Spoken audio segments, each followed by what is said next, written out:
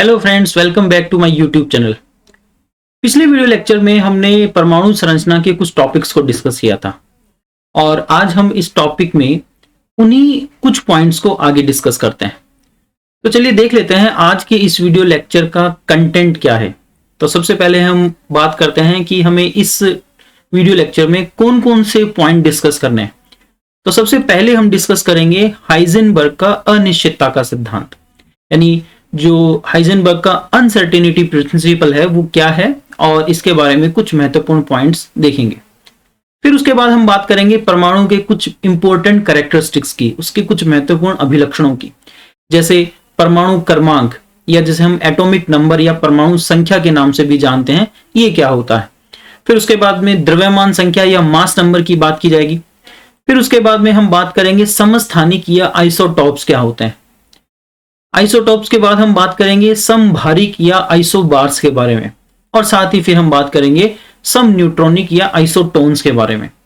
और हमारा जो अंतिम पॉइंट होगा इस टॉपिक का वो होगा आयंस क्या होते हैं, किस प्रकार से बनते हैं और कितने प्रकार के होते हैं।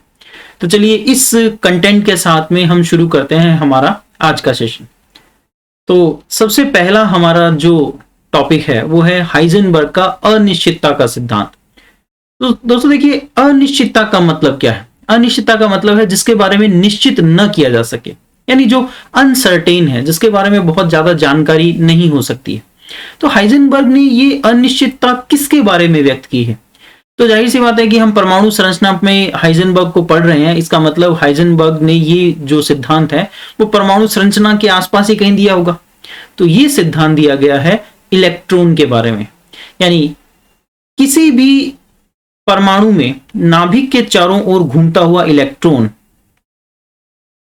कण के साथ साथ एक तरंग की भांति व्यवहार करता है, एक वेव की तरह भी व्यवहार करता है। क्योंकि ये कण तो है कि इसमें द्रव्यमान है और इस तरह से इसका कुछ संवेग होगा, लेकिन चूंकि ये जब घूम रहा है तो ये एक तरंग की भांति वेव की भांति व्यवहार करता है। तो ऐसी स्थिति में हाइजेनबर्ग ने कहा कि इलेक्ट्रॉन, घूमते हुए इलेक्ट्रॉन की स्थिति और संवेग को एक साथ ज्ञात करना संभव नहीं है, और इसी को उन्होंने अनिश्चितता के सिद्धांत के अंतर्गत बताया। तो सबसे पहले इसका इंट्रोडक्शन देखते हैं कि ये सिद्धांत क्या कहता है। तो इलेक्ट्रॉन की तरंग प्रकृति के कारण, अब तरंग प्रकृति क्यों है, क्योंकि इलेक्ट्रॉन जो है वो गतिशील है, चक्कर लगा रहा है नाभिक के चारों ओर, के कारण उसकी सही स्थिति तथा संवेग को एक साथ एक ही समय पर ठीक ठीक निर्धारण करना संभव नहीं है। यानी अगर हम स्थिति निर्धारित कर लेंगे तो संवेग निर्धारित नहीं हो पाएगा, और अगर संवेग को ठीक से निर्धारित कर लेते हैं तो स्थिति के बारे में सटीक जानकारी नहीं हो पाएगी, ऐसा कहना है हाइजेनबर्ग का। तो इसे ही हम हाइजेनबर्ग का अनिश्चितता का सिद्धांत कहते हैं। अब इसको एक बार देख लेते हैं कि ये कब दिया गया। तो हाइजेनबर्ग का ये जो सिद्धांत है ये 1927 में दिया गया। ये वही समय है जब परमाणु के बारे में बहुत सारी बातें कही जा रही थी, नए नए परमाणु कणों की खोज की जा रही थी, और साथ ही रदरफोर्ड, नील्स बोहर या इनके अलावा और भी बहुत सारे वैज्ञानिक परमाणु की संरचना की जानकारी दे रहे थे। तो उसी समय एक थ्योरी आई है जिसका नाम है हाइजेनबर्ग का अनिश्चितता का सिद्धांत। अब इसके बारे में थोड़ी सी बात करते हैं। जैसे मान लीजिए परमाणु का नाभिक, तो आप जानते हैं कि परमाणु के नाभिक में धनात्मक आवेश होता है, और इस नाभिक के चारों ओर जो ऊर्जा स्तर हैं, इन ऊर्जा स्तरों में इलेक्ट्रॉन चक्कर लगाते हैं। ऊर्जा स्तरों को नील्स बोहर ने KLMN या 1 2 3 4 नाम दिया था, और इन ऊर्जा स्तरों में इलेक्ट्रॉन जो है वो चक्कर लगाते हैं। तो आप यहां पर देख सकते हैं, जैसे एक इलेक्ट्रॉन है और उसका एक ऊर्जा स्तर है। अब ये इलेक्ट्रॉन जब घूमेगा तो इस इलेक्ट्रॉन की स्थिति और संवेग दोनों को एक साथ ज्ञात कर पाना संभव नहीं है, ये कहना है हाइजेनबर्ग का। तो यहां पे हम बात करते हैं कि ऐसा क्यों है, हाइजेनबर्ग के इस सिद्धांत के पीछे क्या कारण है। देखिए यहां पर कारण क्या है। एक तो इलेक्ट्रॉन बहुत ही छोटा कण है, बहुत ही छोटा सा एक कण है, और दूसरा है कि यह बहुत ही हल्का कण है। हल्का मतलब इसका द्रव्यमान बहुत कम है, इसका जो मास है वो बहुत ही कम है, यानी इतना कम द्रव्यमान है कि जब आप इस पर लाइट का कोई फोटोन या इस पर जब लाइट भी आप इस पर डालेंगे तो भी ये अपने पथ से विचलित हो जाएगा। जैसे मान लीजिए आप किसी पदार्थ पर कोई दूसरा पदार्थ फेंके तो उसका पथ बदल जाएगा। तो यहां पर भी यही बात होगी कि इलेक्ट्रॉन जब गति कर रहा है उस पर अगर आप लाइट आपतित करवाएंगे, उस पर इस तरह से फोटोन डालेंगे तो उसका पथ बदल जाएगा। इसी कारण से इलेक्ट्रॉन का संवेग भी चेंज हो जाता है और इसी कारण हम उसका संवेग सटीक रूप से नहीं ज्ञात कर पाते। तो यहां पर ये जो बात है वो इस तरह से, अब मान लीजिए कि ये हमारा परमाणु, अब परमाणु में इलेक्ट्रॉन को देखने के लिए हमें एक बहुत ही हाई पावर का इलेक्ट्रॉन माइक्रोस्कोप चाहिए। मान लीजिए हमने यहाँ पर एक इलेक्ट्रॉन माइक्रोस्कोप लगा दिया और इस इलेक्ट्रॉन माइक्रोस्कोप के द्वारा इस तरह से कुछ किरणें आपतित होकर के इलेक्ट्रॉन के बारे में जानकारी दे रही। तो जैसे ही हम इलेक्ट्रॉन माइक्रोस्कोप से जो लाइट का सोर्स डालेंगे, उसी दौरान जब ये लाइट का सोर्स इलेक्ट्रॉन प्राप्तित होगा तो इलेक्ट्रॉन का जो पथ है वो थोड़ा सा विचलित हो जाएगा। हो सकता है कि ये अपनी ऊर्जा स्तर को भी बदल दे। तो इसी तरह से हाइजेनबर्ग ने कहा, इसी आधार पर हाइजेनबर्ग ने कहा कि इलेक्ट्रॉन इतना छोटा कण है, इतना हल्का कण है कि इसकी स्थिति और संवेग को एक साथ ज्ञात कर पाना संभव नहीं। तो परिभाषा के तौर पर अगर आप इसे देखें तो इसमें ये पॉइंट्स देख सकते हैं कि इलेक्ट्रॉन जैसे गतिमान सूक्ष्म कणों, अब गतिमान इलेक्ट्रॉन जैसे का मतलब क्या है कि इलेक्ट्रॉन जैसे और भी बहुत कण हैं जो इसी प्रकार की प्रक्रिया को दर्शाते हैं। जैसे बहुत सारे दूसरे जो फर्मियोन हैं, दूसरे जो पार्टिकल हैं, जो भी जो इलेक्ट्रॉन के बराबर द्रव्यमान या इलेक्ट्रॉन के समान, वो भी इस प्रकार से जब गति करते हैं तो उनकी स्थिति और संवेग को एक साथ ज्ञात करना संभव नहीं होता। तो इसी को इस तरह से हाइजेनबर्ग ने एक डेफिनेशन के तौर पर बताया। अब यहां पर एक चीज ध्यान रखिएगा कि ये जो क्वेश्चंस है या ये जो इस तरह से टॉपिक है, ये 3 मार्कर्स में आने की संभावना काफी अधिक बन जाती है। जैसे आपने पिछला पेपर जो देखा होगा एमपीपीएससी मेंस का, उसमें बहुत सारे ऐसे क्वेश्चन है खासकर केमिस्ट्री वगैरह में जो कि जर्नल स्टडी में सामान्यतः नहीं पढ़े जाते हैं, लेकिन बावजूद उसके यहाँ पर आप ये देखेंगे कि क्वेश्चंस पूछे गए। तो यहाँ पर इस तरह के क्वेश्चंस को थोड़ा सा ज्यादा वेटेज दें या उनको थोड़ा सा याद रखें कि भाई ये क्या कहना चाह रहे थे। बहुत ज्यादा डिटेलिंग वगैरह आपसे नहीं एक्सपेक्ट की जाती है, लेकिन कम से कम ये जरूर आपसे अपेक्षा रहेगी कि आप उनकी डेफिनेशन और उनके बारे में कुछ महत्वपूर्ण सूचनाएं जरूर दें। तो डेफिनेशन हो गई और ऐसा क्यों है इसके बारे में भी हमने बात कर ली कि इलेक्ट्रॉन छोटा और हल्का कण है, तो जैसे ही हम इसकी स्थिति की या संवेग के बारे में ज्ञात करना चाहेंगे वैसे ही क्या होगा कि इलेक्ट्रॉन का संवेग चेंज हो जाएगा और हमें उसकी स्थिति संवेग का जो सटीक अनुमान है वो नहीं लग पाएगा। अब जो हाइजेनबर्ग का ये सिद्धांत है, इसको अगर हम गणितीय रूप में देखें, इसके लिए एक इक्वेशन है जो इस तरह से है कि del x dot del P greater और इक्वल है h अपॉन 4 पाई के। तो ये जो इस तरह से एक समीकरण है, इसे हाइजेनबर्ग का अनिश्चितता सिद्धांत कहा जाता है। अब यहां पर ये सारे जो पॉइंट्स हैं डेल एक्स डेल पी या h, ये सब क्या है, इनके बारे में थोड़ा देख लेते हैं कि डेल एक्स क्या है, स्थिति में अनिश्चितता। किसकी स्थिति में? इलेक्ट्रॉन की स्थिति में। भाई जब इलेक्ट्रॉन की बात हो रही है तो इलेक्ट्रॉन की स्थिति की बात कर रहे होंगे कि घूमते हुए इलेक्ट्रॉन की स्थिति में अनिश्चितता को हमने डेल एक्स से बताया। इसी तरह से जो गतिशील इलेक्ट्रॉन है, घूमता हुआ जो इलेक्ट्रॉन है, उसका जो संवेग होगा, उसके द्रव्यमान और उसके वेग का जो गुणनफल है, यानी उसका जो संवेग है, उसमें जो अनिश्चितता होगी उसको डेल पी से दिखा रहे हैं। फिर उसके बाद में h जो है यहां पर प्लांक कांस्टेंट है और इस प्लांक कांस्टेंट की जो वैल्यू होती है वो होती है 6.62 इंटू 10 पावर -34 जूल सेकेंड। तो ये प्लांक कांस्टेंट की वैल्यू है यहां पर।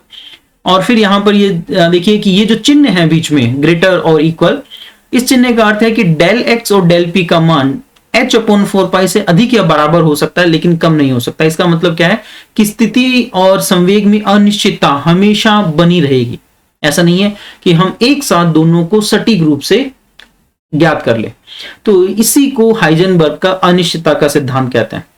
तो यहां पर मैंने आपको इसे एक शॉर्ट फॉर्म में और साथ ही इस तरह से पॉइंट्स के साथ में समझा दिया कि हाइजेनबर्ग के इस अनिश्चितता सिद्धांत में क्या बातें कही गई है। चलिए आगे बात करते हैं परमाणु के कुछ महत्वपूर्ण अभिलक्षणों पर। अभिलक्षणों का मतलब है परमाणु के कुछ बेसिक कैरेक्टरिस्टिक्स पर।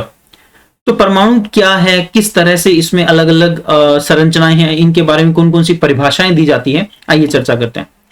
सबसे पहले अगर हम परमाणु की बात करें तो परमाणु का जो केंद्रीय भाग है, जो उसका सेंट्रल पार्ट है, उसे हम कहते हैं नाभिक। इस नाभिक की खोज रदरफोर्ड ने अपने गोल्ड फॉइल पेपर प्रयोग में की थी। यह प्रयोग हमने परमाणु संरचना में पढ़ा भी, तो आप उस वीडियो में जाकर के इस प्रयोग के बारे में जानकारी ले सकते हैं। तो यहां पर जैसे आप देख सकते हैं कि एक परमाणु और उसका एक नाभिक है, और इस नाभिक में पाए जाते हैं प्रोटॉन, यानी जो धनात्मक आवेश युक्त कण है वो परमाणु के नाभिक में पाए जाते हैं। यहां पर आप इन जो स्फेयर हैं उनको प्रोटॉन के रूप में देख सकते हैं। दूसरा, फिर प्रोटॉन के साथ ही पाए जाते हैं न्यूट्रॉन भी, यानी नाभिक के अंदर प्रोटॉन और न्यूट्रॉन पाए जाते हैं। नाभिक पर धनावेश होता है। इस धनावेश का कारण क्या है? क्योंकि नाभिक के अंदर पाए जाने वाले प्रोटॉन और न्यूट्रॉन में से न्यूट्रॉन तो उदासीन है, यानी इस पर कोई आवेश नहीं है, लेकिन जो प्रोटॉन है उन पर धनावेश, और इस कारण से नाभिक पर धनावेश आ जाता है। अब देखिए, ये जो कण है प्रोटॉन और न्यूट्रॉन, ये काफी भारी द्रव्यमान का मतलब है कि इलेक्ट्रॉन की तुलना में ये काफी अधिक द्रव्यमान वाले कण हैं। इसी कारण ये माना जाता है कि किसी भी परमाणु का जो संपूर्ण द्रव्यमान है वो उसके नाभिक में ही स्थित होता है, यानी नाभिक के बाहर जो ऊर्जा स्तर हैं जिनमें इलेक्ट्रॉन चक्कर लगा रहे हैं वो बहुत ही नगण्य द्रव्यमान वाले क्षेत्र हैं, क्योंकि इलेक्ट्रॉन का द्रव्यमान बहुत कम होता है। ये बात हमने पहले भी डिस्कस की है कि जब द्रव्यमान की बात आती है तो इलेक्ट्रॉन का द्रव्यमान प्रोटॉन और न्यूट्रॉन की तुलना में नगण्य माना जाता है, लेकिन जब बात आएगी आवेश की तो इलेक्ट्रॉन कहीं से भी प्रोटॉन के आवेश से कम नहीं पड़ता है। तो जब आवेश की बात होगी तो इलेक्ट्रॉन प्रोटॉन के बराबर रहेगा, लेकिन जब द्रव्यमान की बात होगी तो इलेक्ट्रॉन का द्रव्यमान हम नगण्य मान लेते हैं। तो यहां पर आप देखिए कि ये नाभिक और नाभिक में प्रोटॉन और न्यूट्रॉन और परमाणु का लगभग संपूर्ण द्रव्यमान इसी नाभिक में ही स्थित है। अब इस नाभिक के चारों ओर पाए जाते हैं ऊर्जा स्तर। नील्स बोहर ने इन ऊर्जा स्तरों को KLMN या 1 2 3 4 के नाम से दिया था, से निरूपित किया था, और इन ऊर्जा स्तरों के अंदर पाए जाते हैं इलेक्ट्रॉन जो नाभिक के चारों चक्कर लगाते हैं। अब चक्कर लगाने का कारण भी हमने देखा था कि इलेक्ट्रॉन के ऊपर है ऋणावेश और नाभिक पर है धनावेश, और यहां पर जो स्थिर वैद्युत आकर्षण बल बनता है जिसकी वजह से इलेक्ट्रॉन चक्कर लगाते हैं। क्योंकि इलेक्ट्रॉन हल्का कण है, नाभिक काफी भारी है, इसलिए इलेक्ट्रॉन गति करते हैं और जो नाभिक है वो स्थिर रहता है। तो यहां पर आप परमाणु की संरचना देख सकते हैं, इलेक्ट्रॉन कहां स्थित है, प्रोटॉन कहां पर है और न्यूट्रॉन कहां पर है। अब आप एक चीज देखिए कि जो प्रोटॉन और न्यूट्रॉन है जो कि बड़े और भारी कण है वो तो केंद्र में स्थित है जिसे हम नाभिक कह रहे हैं, और इलेक्ट्रॉन जो है वो यहां पर इस तरह से नाभिक के चारों ओर ऊर्जा स्तरों में चक्कर लगा रहे हैं। तो यहां पर कुछ टर्म्स निर्धारित की जाती है, जैसे जब हम प्रोटॉन और न्यूट्रॉन की बात करते हैं, और चूंकि दोनों ये कण नाभिक के अंदर पाए जाते हैं इसीलिए इन दोनों कणों को सम्मिलित रूप से नाभिकीय कण या न्यूक्लियॉन कहा जाता है। यानी प्रोटॉन और न्यूट्रॉन दोनों को सम्मिलित रूप से क्या कहा जाएगा? नाभिकीय कण, नाभिकीय कण यानी न्यूक्लियॉन, क्योंकि प्रोटॉन और न्यूट्रॉन दोनों नाभिक में स्थित है। अब इन्हीं से निर्धारित कुछ टर्म्स वगैरह भी दी जाती है, यानी किसी परमाणु में प्रोटॉन न्यूट्रॉन वगैरह की जो संख्या है उसके आधार पर कुछ टर्म्स दी जाती है। तो एक टर्म है जिसे हम कहते हैं परमाणु क्रमांक, यानी किसी परमाणु के नाभिक में जो प्रोटॉनों की संख्या है, सिर्फ प्रोटॉनों की संख्या की बात हो रही है, तो ये जो संख्या है उसका परमाणु क्रमांक, परमाणु संख्या या एटॉमिक नंबर कहलाता है। तो इसे ध्यान रखिएगा कि परमाणु क्रमांक का मतलब है सिर्फ प्रोटॉनों की संख्या, और ये प्रोटॉनों की संख्या जो है वो हर परमाणु की अलग होती है। जैसे दो लोगों के डीएनए या बायोमेट्रिक अलग होते हैं, वैसे ही दो अलग अलग तत्वों के परमाणुओं के परमाणु क्रमांक समान नहीं हो सकते। यानी अगर आप बात करें कि नाभिक के अंदर 3 मौलिक कण हैं, इलेक्ट्रॉन, प्रोटॉन और न्यूट्रॉन, इलेक्ट्रॉन, प्रोटॉन और न्यूट्रॉन, दो अलग अलग तत्वों के परमाणु में इलेक्ट्रॉन और न्यूट्रॉन समान हो सकते हैं लेकिन कभी भी प्रोटॉन समान नहीं हो सकते। ये प्रोटॉन जो है वो, प्रोटॉनों की जो संख्या है वो इस तरह से किसी भी तत्व के परमाणु का मौलिक गुण है। तो यहां पर आप ध्यान रखिएगा कि परमाणु क्रमांक का मतलब है, परमाणु संख्या का मतलब है नाभिक में प्रोटॉनों की कुल संख्या। अब प्रोटॉनों और न्यूट्रॉनों की जो सम्मिलित संख्या है, जो कुल संख्या है, उसे हम कहते हैं द्रव्यमान संख्या यानी मास नंबर। तो मास नंबर क्या होता है? नाभिक में प्रोटॉन और न्यूट्रॉन की कुल संख्या को मास नंबर कहा जाता है। तो यहां पर ये दो टर्म्स हैं, इन्हीं को आगे हम थोड़ा सा और विस्तार में चर्चा करते हैं। चलिए, तो ये परमाणु की जो संरचना है, अब इसके अंदर जो प्रोटॉन है और न्यूट्रॉन है वो तो इसके नाभिक में, और इलेक्ट्रॉन इसके चारों चक्कर लगाते हैं। चलिए, पहला जो लक्षण है वो है परमाणु क्रमांक या एटॉमिक नंबर। इसी को परमाणु संख्या भी कहा जाता है। परमाणु संख्या। अब ये परमाणु संख्या या एटॉमिक नंबर, जैसा भी हमने बात की कि किसी भी परमाणु के नाभिक में जो टोटल प्रोटॉन है, जो धनात्मक आवेशित कण है, उन्हीं को उसका परमाणु क्रमांक कहा जाता है, यानी उसके नंबर को उसका परमाणु क्रमांक कहा जाता है। तो किसी परमाणु के नाभिक में उपस्थित प्रोटॉनों की संख्या को उसका परमाणु क्रमांक या एटॉमिक नंबर कहते हैं। हर परमाणु का परमाणु क्रमांक अलग होता है, यानी किन्हीं दो तत्वों के परमाणु का परमाणु क्रमांक समान नहीं हो सकता। जैसे अगर हम बात करें हाइड्रोजन की, तो इसका परमाणु क्रमांक 1 होता है। अब कार्बन की बात करेंगे तो इसका परमाणु क्रमांक 6 होता है।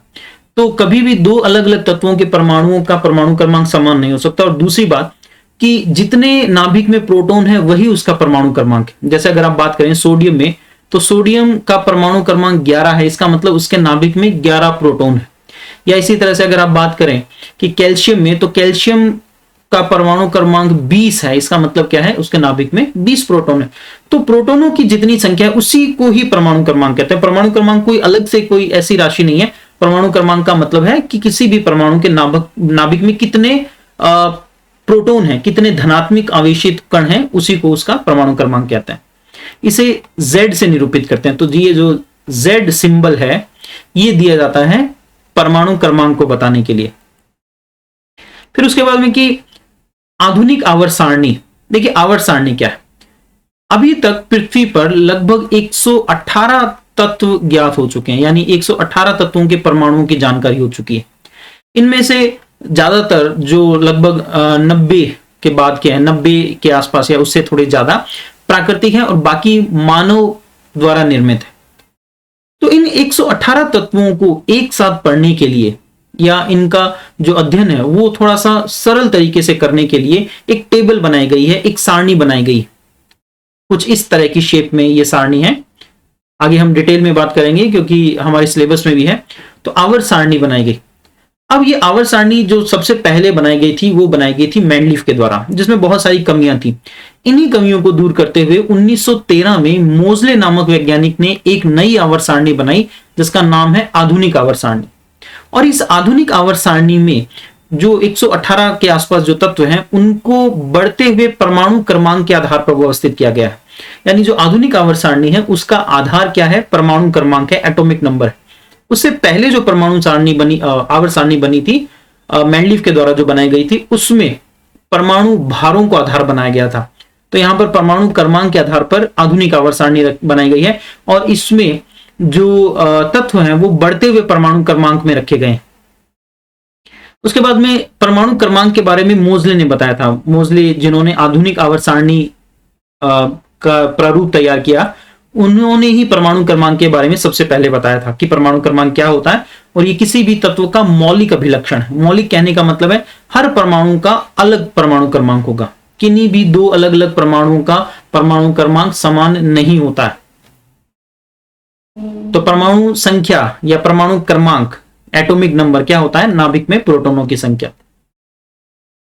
उसके बाद बात करते हैं द्रव्यमान संख्या यानी मास नंबर। अब देखिए मास नंबर क्या होता है। अभी हमने बात की कि नाभिक में क्या होते हैं, नाभिकीय कण होते हैं। नाभिकीय कण जिसमें दो प्रकार के हैं, प्रोटॉन और न्यूट्रॉन। इन प्रोटॉन और न्यूट्रॉन को सम्मिलित रूप से यानी इनका टोटल जो नंबर है वही द्रव्यमान संख्या। भाई अगर अकेले प्रोटॉन की बात करेंगे तो वो परमाणु क्रमांक हो जाएगा, एटॉमिक नंबर हो जाएगा। और प्रोटॉन और न्यूट्रॉन दोनों को एक साथ अगर हम देखें, उनकी कुल संख्या देखें, तो वो द्रव्यमान संख्या कहलाएगी। तो इतना आसान अंतर है कि अगर टोटल देख लेंगे तो द्रव्यमान संख्या, और अगर सिंगल प्रोटॉन की बात करें, केवल प्रोटॉनों की संख्या देखेंगे तो वो उसकी परमाणु संख्या या परमाणु क्रमांक हो जाएगा। तो द्रव्यमान संख्या क्या है, किसी भी या तत्वों के जो परमाणु है उनके नाभिक में उपस्थित प्रोटॉन और न्यूट्रॉनों की संख्या के योग को उस परमाणु की द्रव्यमान संख्या कहते हैं। परमाणु की द्रव्यमान संख्या को ए अक्षर से प्रदर्शित किया जाता है। जैसे अभी हमने देखा था कि परमाणु क्रमांक को Z से प्रदर्शित करते हैं, उसी तरह से द्रव्यमान संख्या को ए से प्रदर्शित करते हैं। तो यहां पर जो सूत्र है वो इस तरह से होगा कि द्रव्यमान संख्या ए बराबर प्रोटॉन की संख्या प्लस न्यूट्रॉन की संख्या, यानी ए बराबर P प्लस N। अब यहां पर एक चीज देखिए कि प्रोटॉन की संख्या को तो हमने परमाणु क्रमांक भी कहा है, तो इस प्रोटॉन की संख्या को हम परमाणु क्रमांक से रिप्लेस कर सकते हैं इस तरह से कि प्रोटॉन की संख्या को परमाणु क्रमांक भी कह रहे हैं। तो इस सूत्र में हम देख रहे हैं कि हमने क्या किया, इस परमाणु संख्या को अगर हम रिप्लेस कर दें, अगर यहां पर प्रोटोनों की संख्या को, प्रोटोन की जो संख्या थी उसको हमने रिप्लेस कर दिया है परमाणु संख्या से, तो यहां पर प्रोटोनों की संख्या की जगह पर आप Z भी लिख सकते हैं, क्योंकि Z जो है वो प्रोटोन की संख्या को ही बताता है। तो टोटल जो नाभिकीय कण होते हैं वो द्रव्यमान संख्या कहलाएगी, और सिर्फ अगर प्रोटोनों की कुल संख्या देखेंगे तो वो परमाणु क्रमांक हो जाएगा। तो किसी परमाणु की जो द्रव्यमान संख्या है और उसका जो परमाणु क्रमांक है उसको लिखने का क्या तरीका है? तो लिखने का तरीका कुछ इस तरह से है स्टूडेंट्स, की किसी भी तत्व में, जैसे मान लीजिए कि कोई X जो है तत्व है, तत्व का प्रतीक है, तो उसके नीचे यहां पर परमाणु संख्या या एटॉमिक नंबर लिखा जाता है, और ऊपर की ओर इस तरह से द्रव्यमान संख्या यानी A जो है वो ऊपर और Z नीचे लिखा जाता है। अब यहां पर कई बार ये जो द्रव्यमान संख्या वो इधर भी लिखी जा सकती है, जैसे आप कार्बन की अगर बात करें तो 6 कार्बन 12 भी लिख सकते हैं, और कई बार आपको ये इस तरह से भी लिखा हुआ मिल सकता है, दोनों ही तरीके सही। तो यहां पर इस तरह से नीचे वाली जो संख्या है वो परमाणु क्रमांक, और किसी भी तत्व के प्रतीक के ऊपर जो संख्या लिखी गई है वो उसकी द्रव्यमान संख्या को बताती है। अब एक चीज यहां पर ध्यान रखिए कि द्रव्यमान संख्या का मतलब है A बराबर P प्लस N, यानी प्रोटॉन और न्यूट्रॉन, और प्रोटॉन की संख्या को हम कह रहे हैं Z। अगर आपको न्यूट्रॉन की संख्या निकालनी हो तो इन दोनों संख्याओं को आपस में घटा लीजिए, तो जो संख्या आएगी वो न्यूट्रॉन की संख्या आ जाएगी। अभी बात करते हैं कैसे। तो परमाणु में इलेक्ट्रॉन, प्रोटॉन और न्यूट्रॉन की संख्या कैसे ज्ञात करेंगे? देखिए, जब हम किसी परमाणु में बात करें कि परमाणु संख्या जो है Z है और उसका जो द्रव्यमान संख्या है वो A है, परमाणु संख्या का मतलब प्रोटॉनों की संख्या और द्रव्यमान संख्या का मतलब प्रोटॉन प्लस न्यूट्रॉनों की संख्या, तो इससे हम इलेक्ट्रॉन, प्रोटॉन, न्यूट्रॉन कैसे ज्ञात कर सकते हैं? देखिए, सबसे पहली बात कि किसी भी उदासीन परमाणु में, उदासीन का मतलब है प्राकृतिक अवस्था में जो तत्व पाए जाते हैं, आपको याद होगा कि जब हमने थॉमसन के परमाणु मॉडल की बात की थी, थॉमसन ने कहा था कि कोई भी परमाणु जो है वो विद्युत उदासीन होता है, यानी उसमें धनावेश और ऋणावेश की मात्रा जो है वो बराबर होती। इसका मतलब किसी भी उदासीन परमाणु में प्रोटॉन और इलेक्ट्रॉन की संख्या बराबर होती। तो जब हम प्रोटॉन की संख्या की बात करें और उसे हम परमाणु क्रमांक कह रहे हैं, तो उतने ही इलेक्ट्रॉन होंगे किसी उदासीन परमाणु में। हाँ, आयनों में यह संख्या बदल जाती है, लेकिन प्राकृतिक अवस्था में या किसी उदासीन परमाणु में जितने प्रोटॉन है उतने इलेक्ट्रॉन होंगे, तो इलेक्ट्रॉन की संख्या ही परमाणु क्रमांक के बराबर भी होगी। तो यहां पर आप देख सकते हैं कि इलेक्ट्रॉन की संख्या प्रोटॉन के बराबर होती, तो हम कह सकते हैं कि प्रोटॉन की संख्या को अगर परमाणु क्रमांक या परमाणु संख्या कहें तो ये इलेक्ट्रॉन की संख्या हो जाएगी। तो जितना परमाणु क्रमांक है या परमाणु संख्या उतनी ही इलेक्ट्रॉन की संख्या हो गई। जैसे अगर आप बात करें नाइट्रोजन का परमाणु क्रमांक जो है वो 7 है, परमाणु संख्या 7 है। तो प्राकृतिक अवस्था में या उदासीन अवस्था में इसमें जितने प्रोटॉन होंगे उतने ही इसमें इलेक्ट्रॉन भी होंगे, तो इलेक्ट्रॉन की संख्या इससे ज्ञात हो सकती है। इसी तरह से अभी आपने देखा कि जो द्रव्यमान संख्या A है वो बनती है प्रोटॉन प्लस न्यूट्रॉन को जोड़कर, और प्रोटॉन की संख्या को हम कह रहे हैं Z। तो अगर हम यहां से इस द्रव्यमान संख्या में से प्रोटॉनों की संख्या घटा दें तो हमारे पास में न्यूट्रॉन की संख्या आ जाएगी। तो द्रव्यमान संख्या में से अगर हम परमाणु संख्या को घटा देते हैं तो हमारे पास में न्यूट्रॉन की संख्या प्राप्त हो जाएगी। तो यहां पर ये पॉइंट इसमें कहा गया है। तो यहां पर देख सकते हैं कि द्रव्यमान संख्या क्या होती है, प्रोटॉनों की संख्या प्लस न्यूट्रॉनों की संख्या। अब प्रोटॉनों की संख्या को आप रिप्लेस कर सकते हैं परमाणु संख्या से, तो परमाणु संख्या प्लस न्यूट्रॉनों की संख्या। अब अगर परमाणु संख्या को आप द्रव्यमान संख्या में घटा दें तो उसे न्यूट्रॉन की संख्या मिल जाएगी। तो इससे हम प्रोटॉन, न्यूट्रॉन, इलेक्ट्रॉन तीनों की संख्या ज्ञात कर सकते हैं। अगले पॉइंट क्या है? अगला पॉइंट है समस्थानिक या आइसोटॉप्स क्या होते हैं। देखिए दोस्तों, समस्थानिक, यहां पर शब्द आइसो और टॉप, तो इसका मतलब होता है समान स्थान, और यहां पर हिंदी में भी यही अर्थ है। समस्थानिक का मतलब एक ही स्थान। आधुनिक जो परमाणु आधारित जो सारणी है, आवर्त सारणी है, उसमें परमाणु क्रमांक को आधार बनाया गया है।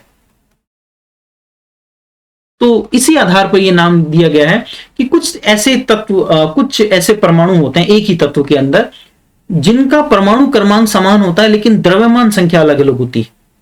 जैसे अगर आप यहां बात करें कि मोजले ने 1913 में यह बताया था कि परमाणुओं में उपस्थित रासायनिक गुण उनके परमाणु क्रमांक पर निर्भर करते हैं। देखिए, रासायनिक गुण निर्भर करते हैं किसी भी परमाणु में उपस्थित इलेक्ट्रॉन की संख्या पर।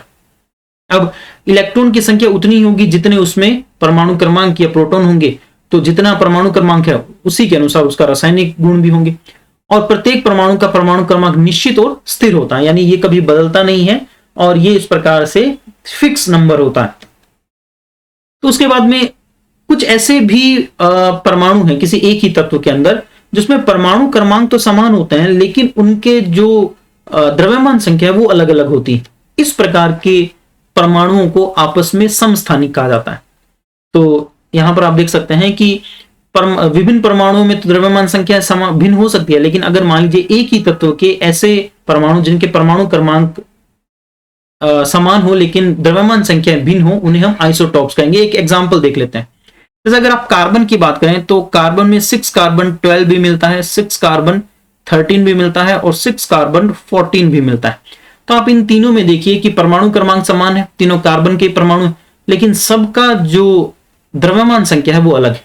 कारण क्या है कि सब में न्यूट्रॉन अलग अलग है। अगर यहां पर आप न्यूट्रॉन ज्ञात करें तो 6 न्यूट्रॉन आएंगे, यहां पर आप कैसे ज्ञात करेंगे, 13 में से 6 घटा देंगे तो 7 न्यूट्रॉन आ जाएंगे, और यहां पर आप देखेंगे कि 8 न्यूट्रॉन। चूंकि न्यूट्रॉन की संख्या अलग हुई तो उसकी वजह से द्रव्यमान संख्या भी बदल गई। तो ये जो परमाणु जो एक ही तत्व के हैं इन्हें आपस में समस्थानिक कहेंगे। अब समस्थानिक क्यों कहेंगे, क्योंकि जब हम इन्हें आवर्त सारणी में रखेंगे, आधुनिक आवर्त सारणी में रखेंगे, तो सबको एक ही जगह पर रखेंगे। समस्थानिकों को आवर्त सारणी में अलग से कोई स्थान नहीं दिए जाते हैं। इसी कारण से ऐसे तत्वों को आपस में आइसोटॉप्स या समस्थानिक कहा जाता है। तो किसी तत्व के सभी समस्थानिकों में परमाणु संख्या यानी प्रोटॉन की संख्या Z तो समान होती है, बट उसमें जो न्यूट्रॉन या द्रव्यमान संख्या अलग अलग होती है। तो समस्थानिकों की द्रव्यमान संख्या भिन्न होती है। कारण क्या है, न्यूट्रॉन अलग अलग होते हैं। तो समस्थानिकों में न्यूट्रॉन की संख्या भिन्न होने के कारण ही ऐसे तत्वों की द्रव्यमान संख्या अलग हो जाती है। तो इस प्रकार हम कह सकते हैं कि समान तत्वों के यानी एक ही तत्व के परमाणु होते हैं, अलग अलग तत्वों के परमाणुओं में समस्थानिक नहीं मिलते हैं। तो एक ही तत्व के ऐसे परमाणु जिनमें प्रोटॉनों की संख्या एक समान लेकिन उनके भीतर न्यूट्रॉन की संख्या भिन्न हो। न्यूट्रॉन की संख्या या आप कह सकते हैं द्रव्यमान संख्या, क्योंकि न्यूट्रॉन अगर बदलेंगे तो द्रव्यमान संख्या भी अपने आप बदल जाएगी, मास नंबर भी अलग हो जाएगा। इन्हें आपस में समस्थानिक कहते हैं। उदाहरण के लिए हाइड्रोजन की बात करते हैं। हाइड्रोजन के 3 समस्थानिक हैं और तीनों समस्थानिक कौन कौन से हैं देखिए। एक है प्रोटियम, दूसरा है ड्यूटेरियम और तीसरा है ट्राइटियम। अब यहां पर एक प्रोटियम देखिए, सब में परमाणु क्रमांक जो है वो 1 है, क्योंकि हाइड्रोजन है तो परमाणु क्रमांक 1 होगा, यानी प्रोटॉन की संख्या 1 है। अब इस प्रोटियम में कोई न्यूट्रॉन नहीं है, तो आप इसे देखेंगे कि 1H1 लिखते हैं, इसे 1H2 लिखते हैं और इसे 1H3 लिखते हैं। यानी यहां पर कोई न्यूट्रॉन नहीं है, यहां पर 1 न्यूट्रॉन है और यहां पर 2 न्यूट्रॉन है। यहां लिखा हुआ भी केंद्र में आप देख सकते हैं, यहां 0 न्यूट्रॉन है, यहां 1 न्यूट्रॉन है और यहां पर 2 न्यूट्रॉन है। तो इसकी वजह से चूंकि न्यूट्रॉन अलग हुए तो इनकी द्रव्यमान संख्या भी थोड़ी बदल गई या अलग हो गई। इसी कारण से हाइड्रोजन के ये परमाणु एक जैसे होते हुए भी कुछ भौतिक गुणों में अलग हैं और आपस में समस्थानिकता दर्शाते हैं, और इन्हें आपस में समस्थानिक कहा जाता है।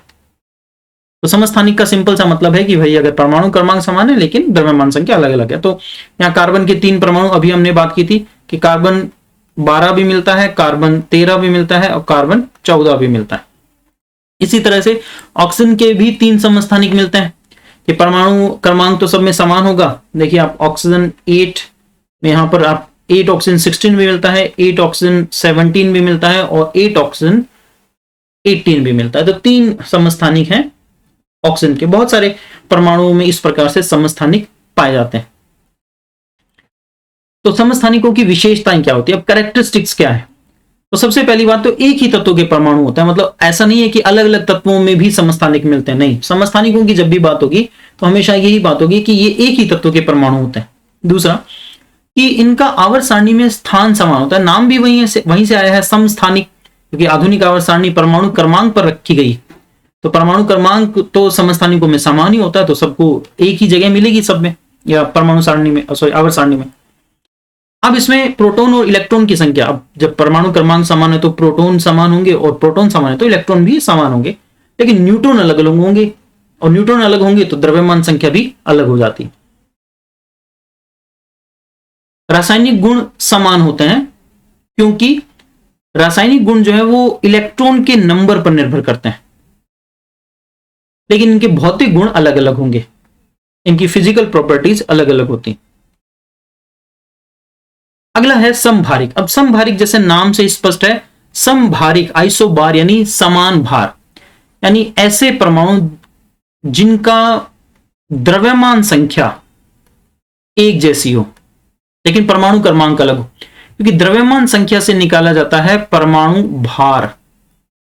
तो ऐसे परमाणु जिनकी द्रव्यमान संख्या समान होती है, यानी जो ए है वो समान होता है, तो उनका परमाणु भार या एटॉमिक वेट भी लगभग समान होता है। तो इस कारण से ऐसे परमाणुओं को आपस में समभारी कहते हैं। एक एग्जांपल से देख लेते हैं, जैसे 6 कार्बन 14 की बात करें और 7 नाइट्रोजन 14 की बात करें, तो देखिए दोनों का परमाणु क्रमांक अलग है, लेकिन द्रव्यमान संख्या दोनों की समान है। तो जब आप इन दोनों का इस तरह से भार ज्ञात करेंगे तो ये लगभग समान भार के आएंगे, इसी कारण से क्या कहेंगे, समभारिक कहेंगे। तो देख लेते हैं डेफिनेशन में, किसी तत्व के वे परमाणु जिनकी द्रव्यमान संख्या समान, उनके परमाणु क्रमांक भिन्न हो, वे एक दूसरे के समभारी कहलाते हैं। किसी तत्व का मतलब है कि यहां पर अलग अलग किन्हीं तत्वों के, इसको कहें तत्वों के वे परमाणु अलग अलग तत्वों के होते हैं। तत्वों के वे परमाणु जिनकी द्रव्यमान संख्या समान और उनके परमाणु क्रमांक भिन्न होते हैं, क्योंकि ये एक ही तत्व के अंदर नहीं पाए जाते। फिर उसके हैं कि द्रव्यमान संख्या और परमाणु भार लगभग बराबर होते हैं, क्योंकि द्रव्यमान संख्या से ही परमाणु भार ज्ञात किया जाता है।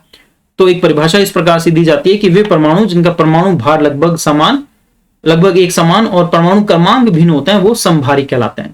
तो इसे स्पष्ट क्या है कि समभारिक में इलेक्ट्रॉन, प्रोटॉन और न्यूट्रॉन तीनों ही अलग अलग होते हैं, तीनों में समान नहीं है। जैसे आप यहां पर देखिए, एक एग्जांपल हमने देखा, ये कार्बन और नाइट्रोजन है, तो यहां पर इसकी जो परमाणु क्रमांक है वो 6 और 7 है। तो प्रोटॉन अलग है, इलेक्ट्रॉन भी अलग होंगे, इसमें 6 इलेक्ट्रॉन होंगे, इसमें 7 इलेक्ट्रॉन होंगे। तो जब न्यूट्रॉन की बात करेंगे तो यहां पर न्यूट्रॉन कैसे ज्ञात करेंगे, दोनों का अंतर 8 और यहां दोनों का अंतर 7, तो न्यूट्रॉन भी अलग हो गए। लेकिन न्यूट्रॉन और प्रोटॉन का जो योग है वो समान है, इसीलिए समभारिक है। तो यहां पर एग्जांपल अभी जैसे हमने कार्बन 14 और नाइट्रोजन 14 का लिया, वो एग्जांपल यहां पर दे रखा है। तो यह परमाणु एक दूसरे के समभारिक है। तो यहां पर कुछ और एग्जांपल है, जैसे ऑर्गन, पोटेशियम और कैल्शियम। तो ऑर्गन में आप देखिए यहां पर कि जो द्रव्यमान संख्या है वो 40 है, पोटेशियम में भी 40 है और कैल्शियम में भी 40 है। तो दोनों तीनों परमाणु में आप देखें कि द्रव्यमान संख्या समान है, इसलिए आपस में समभारिक है।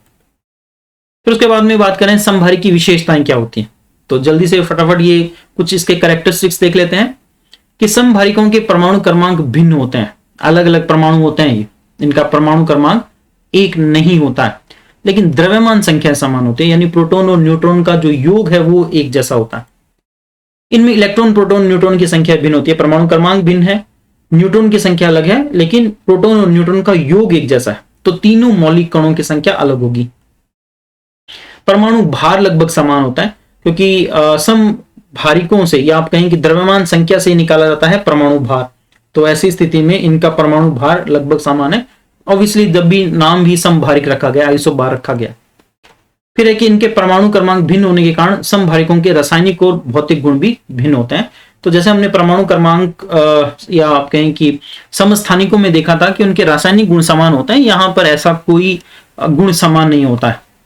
ठीक है, तो यहां पर इस तरह से समभारिक के जो भौतिक और रासायनिक गुण है वो अलग होते हैं। आवर्त सारणी में इनको अलग अलग स्थान दिया गया है, क्योंकि ये अलग अलग तत्वों के परमाणु हैं, इसीलिए इनको अलग अलग स्थान दिया जाता है। अब है सम न्यूट्रॉनिक। सम न्यूट्रॉनिक का मतलब क्या है, जैसे अभी हमने देखा था X जो तत्व है, यहां Z लिखा जाता है, यहां A लिखा जाता है। तो इन दोनों का जो अंतर आएगा A माइनस Z, वो बराबर होगा न्यूट्रॉन के। तो जिनमें इस प्रकार से दोनों का अंतर बराबर होगा वही सम न्यूट्रॉन होंगे। सम न्यूट्रॉन मतलब समान न्यूट्रॉन की संख्या वाले परमाणु। तो अलग अलग पदार्थों के वे परमाणु जिनके नाभिक में न्यूट्रॉन की संख्या समान होती, लेकिन ना तो प्रोटॉन की संख्या समान होगी और ना ही द्रव्यमान संख्या समान होगी। न्यूट्रॉन समान होंगे, इसलिए सम न्यूट्रॉनिक कहलाएंगे। तो इसमें परमाणु क्रमांक और द्रव्यमान संख्या दोनों ही बराबर अलग अलग होते हैं, लेकिन न्यूट्रॉन समान होते हैं। उदाहरण देख लेते हैं, जैसे आप देख सकते हैं यहाँ पर सल्फर, क्लोरीन, ऑर्गन, पोटेशियम और कैल्शियम के कुछ उदाहरण है। तो सल्फर का जो परमाणु क्रमांक होता है वो 16 होता है, क्लोरीन का 17 होता है, ऑर्गन जो है 18 है, पोटेशियम 19 होता है और कैल्शियम का 20 होता है। तो आप देखिए कि किसी में भी न तो परमाणु क्रमांक समान है और न ही द्रव्यमान संख्या। लेकिन जब आप द्रव्यमान संख्या और परमाणु क्रमांक का अंतर करेंगे तो सब में 20 आंसर मिलेगा, यानी सब में न्यूट्रॉन की संख्या 20 है, इसी कारण ये सम न्यूट्रॉनिक। तो इन सभी में 20 न्यूट्रॉन पाए जाते हैं, इसी कारण से इन्हें सम न्यूट्रॉनिक 20 कहा जाता है, यानी ऐसे सम न्यूट्रॉनिक जिनमें न्यूट्रॉन की संख्या 20 है। अब लास्ट हमारा जो पॉइंट है वो है आयन क्या होते हैं। देखिए दोस्तों, हमने परमाणु संरचना में बात की है कि परमाणु जो है वो वैद्युत उदासीन होते हैं। प्राकृतिक रूप से परमाणु जो है वो इस तरह से बिना किसी आवेश के होता है। ये बात सबसे पहले थॉमसन के परमाणु मॉडल में बताई गई थी। तो थॉमसन ने बताया था कि परमाणु में जितना ऋणावेश होता है उतना ही धनावेश होता है, जिसकी वजह से उस पर कुल आवेश शून्य हो जाता है। यानी परमाणु के अंदर नंबर ऑफ इलेक्ट्रॉन बराबर होते हैं नंबर ऑफ प्रोटॉन के। तो यहां पर आप देख सकते हैं इलेक्ट्रॉन और प्रोटॉन का नंबर बराबर होता है, तो दोनों एक दूसरे के प्रभाव को निरस्त कर देते हैं। इसी कारण से परमाणु पर नेट आवेश जो है वो शून्य हो जाता है और परमाणु वैद्युत उदासीन हो जाता है। लेकिन अगर किसी परमाणु के अंदर ये आवेश असंतुलित हो जाए तो उस पर आवेश जो है वो प्रकट हो जाता है, या आप कहें कि उस पर आवेश अनुभव होने लगेगा, और ऐसे परमाणु को ही हम आयन कह देंगे। अब देखिए यहां पर इलेक्ट्रॉन और प्रोटॉन में से, अब प्रोटॉन तो भाई नाभिक के अंदर व्यवस्थित है और नाभिक के अंदर है, तो यहां से इसको साधारण तरीके से हिला पाना संभव नहीं है, क्योंकि एक तो ये काफी इस तरह से गहराई में है, या आप कहें कि परमाणु के बिल्कुल केंद्रीय भाग में। दूसरा एक जिसे आप कह सकते हैं कि अधिक द्रव्यमान का कण है, तो इसको यहां से आसानी से तो नहीं हटाया जा सकता। अब बात हुई इलेक्ट्रॉन की। अब इलेक्ट्रॉन क्या है, बाहरी कक्षाओं में चक्कर लगा रहे हैं, और जैसे जैसे ये कक्षाएं बढ़ती हैं वैसे वैसे इन इलेक्ट्रॉनों पर नाभिक का आकर्षण बल कम होता जाता है, क्योंकि कूलाम का जो आकर्षण बल है वो आप जानते होंगे कि इस तरह से दूरी के वर्ग के व्युत्क्रमानुपाती होता है। तो नाभिक से दूरी बढ़ने पर इलेक्ट्रॉनों पर नाभिक का आकर्षण बल घटने लगता है, और इस कारण से बाहर के जो कोश हैं उनमें से इलेक्ट्रॉन निकलना या उनमें इलेक्ट्रॉन प्रवेश करना जो है वो कई बार आसानी से हो जाता है। तो ऐसी स्थिति में जब इलेक्ट्रॉन के निकलने से या इलेक्ट्रॉन के ग्रहण करने से आवेशों का असंतुलन पैदा होता है, तो उसकी वजह से आयन बन जाते हैं। जैसे एक एग्जांपल देखते हैं। मान लीजिए हमारे पास में कोई परमाणु है जिसमें 2 इलेक्ट्रॉन है और उसमें 2 ही इस प्रकार से प्रोटॉन है। तो साधारण स्थिति में क्या है कि दोनों ऋणावेश और दोनों धनावेश एक दूसरे को संतुलित कर रहे हैं, और परमाणु पर जो कुल चार्ज है वो 0 है। लेकिन अगर मान लीजिए ऐसा हो कि एक इलेक्ट्रॉन इसमें से बाहर निकल जाता है। अब एक इलेक्ट्रॉन अगर यहां से हट जाए तो आप देखिए कि बाकी जो बचा हुआ भाग है, या इस तरह से परमाणु में अगर आप देखें तो एक इलेक्ट्रॉन बचा है लेकिन प्रोटॉन है 2। ऐसी स्थिति में क्या होगा कि एक इलेक्ट्रॉन और एक प्रोटॉन तो आपस में संतुलित हो जाएंगे, लेकिन एक प्रोटॉन एक्स्ट्रा आवेशित, या एक प्रोटॉन का आवेश जो है वो एक्स्ट्रा यहां पर उपस्थित हो गया। तो ऐसी स्थिति में ऐसे परमाणुओं पर धनावेश आ जाता है। धनावेश आने का मतलब यह है कि उस पर अब अतिरिक्त धनावेश या पॉजिटिव चार्ज उस पर अधिक है, और इसका मतलब है कि नेगेटिव चार्ज उसमें से कम हो गया है। तो इलेक्ट्रॉन निकलने पर, अगर इलेक्ट्रॉन निकल जाए तो ऐसी स्थिति में किसी परमाणु पर धनावेश आ जाता है। अब अगर ऐसा हो, मान लीजिए यहां पर 2 इलेक्ट्रॉन थे और 2 ही प्रोटॉन थे, लेकिन अगर किसी वजह से इसमें एक और इलेक्ट्रॉन आ जाए तो ऐसी स्थिति में क्या होगा। अब आप ये मत कहिएगा 2 इलेक्ट्रॉन 2 प्रोटॉन मतलब हीलियम तो मान लेते हैं कि किसी बाह्यतम कोश में या किसी भी कोश में यहां पर 2 इलेक्ट्रॉन थे और वहां पर 2 ही प्रोटॉन थे। एक एक्स्ट्रा इलेक्ट्रॉन आने से अब यहां पर 3 इलेक्ट्रॉन हो गए। तो ऐसी स्थिति में क्या होगा कि 2 प्रोटॉनों का आवेश 2 इलेक्ट्रॉनों से संतुलित हो जाएगा, लेकिन एक इलेक्ट्रॉन जो एक्स्ट्रा है उसका आवेश परमाणु के ऊपर दिखाई देने लगेगा, और ये नेगेटिव चार्ज आयन बन जाएगा। तो इलेक्ट्रॉन त्यागने पर धनावेश की मात्रा बढ़ जाती है, तो परमाणु धनायन में बदल जाएगा, और इलेक्ट्रॉन ग्रहण करने पर परमाणु पर ऋणावेश की मात्रा बढ़ जाती है और परमाणु ऋणायन बन जाता है। तो इसको देख लेते हैं कि आयन क्या होते हैं। कि विद्युत आवेश युक्त परमाणु या परमाणुओं के समूह को आयन कहा जाता है। यानी साधारणतः परमाणु जो है वो वैद्युत उदासीन होते हैं, लेकिन अगर मान लीजिए इलेक्ट्रॉनों की संख्या कम या ज्यादा होती है, इलेक्ट्रॉन ग्रहण या त्यागे जाते हैं, तो ऐसी स्थिति में उन पर या परमाणु पर आवेश आ जाता है और उसकी वजह से आयन बन जाता है। आवेश युक्त परमाणु आयन कहलाएगा। तो उदाहरण क्या है, यहाँ पर सोडियम है, जैसे सोडियम पर Na+ है, इसका मतलब इसने 1 इलेक्ट्रॉन त्यागा है। मैग्नीशियम पर Mg+2 है, यानी इसने 2 इलेक्ट्रॉन त्यागे हैं। और Cl- है, इसका मतलब इसने 1 इलेक्ट्रॉन ग्रहण किया है। और सल्फेट और कार्बोनेट पर -2 आवेश है, इसका मतलब इसने 2 इलेक्ट्रॉन ग्रहण किए हैं। आयन 2 प्रकार के होते हैं, एक होता है धनायन यानी कैटायन। तो अगर कोई परमाणु इलेक्ट्रॉन त्यागता है तो उस पर पॉजिटिव आवेश आ जाता है, और ऐसे पॉजिटिव आवेश या धनावेश युक्त परमाणु को हम धनायन कहेंगे। उदाहरण के लिए सोडियम, जैसे सोडियम अगर 1 इलेक्ट्रॉन त्याग रहा है, जैसे अगर आप बात करें सोडियम में 11 इलेक्ट्रॉन और 11 ही प्रोटॉन होते हैं, लेकिन जैसे 1 इलेक्ट्रॉन त्याग दिया तो अब इसमें इलेक्ट्रॉन हो गए 10, लेकिन प्रोटॉन 11 है, तो बचा हुआ जो 1 प्रोटॉन है उसका आवेश इस पर दिखाई देने लगा, और ये Na+ हो जाएगा। इसी तरह से मैग्नीशियम ने 2 इलेक्ट्रॉन त्याग दिए तो Mg+2 हो गया। एल्यूमिनियम अगर 3 निकाल दे तो ये Al+3 हो जाएगा। तो जितने इलेक्ट्रॉन त्यागेंगे उतना आवेश धनावेश आ जाता है, तो इलेक्ट्रॉन त्यागने पर धनायन बनते हैं, या धनावेश युक्त परमाणु को धनायन कहा जाता है। धनायन परमाणु एक या अधिक इलेक्ट्रॉनों के निकल जाने से या त्यागने से बनते हैं। सभी धातुओं के आयन धनायन होते हैं। अब धातु ऐसे परमाणु होते हैं जो इलेक्ट्रॉन त्यागने की प्रवृत्ति रखते हैं। धातु क्या करते हैं, इलेक्ट्रॉन का त्याग करते हैं, और ऐसी वजह से वो क्या बनाते हैं, धनायन बनाते हैं।